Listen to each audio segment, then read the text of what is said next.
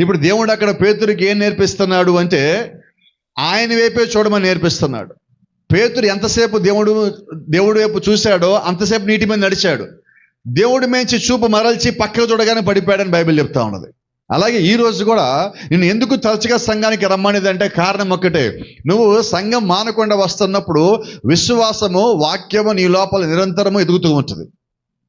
నిన్న వాక్యానికి ఈరోజు వాక్యం జత అవ్వాలా, రేపున్న వాక్యం మళ్ళీ జత అవ్వాలా. అలా ప్రతి వారం వింటున్న వాక్యం నీకు జత అయినప్పుడు నీ లోపల వాక్యం యొక్క స్థాయి పెరుగుతుంది, నీ లోపల విశ్వాసం యొక్క స్థాయి పెరుగుతుంది, నీ దగ్గర ప్రార్థన స్థాయి పెరుగుతుంది. నీ జీవితంలో ఒక సంఘటన నీకు ఎదురైనప్పుడు దాన్ని ఎదుర్కొనే విశ్వాసము నువ్వు కలిగి ఉన్న వాక్యంలోంచి దేవుడు నీకు ఇస్తాడు.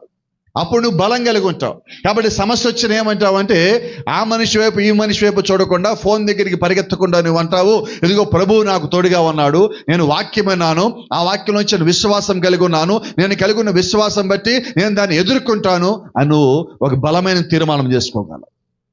ఈరోజు మనకందరికీ కావాల్సింది ఒక ఉన్నతమైన తీర్మానము, ఒక బలమైన తీర్మానము.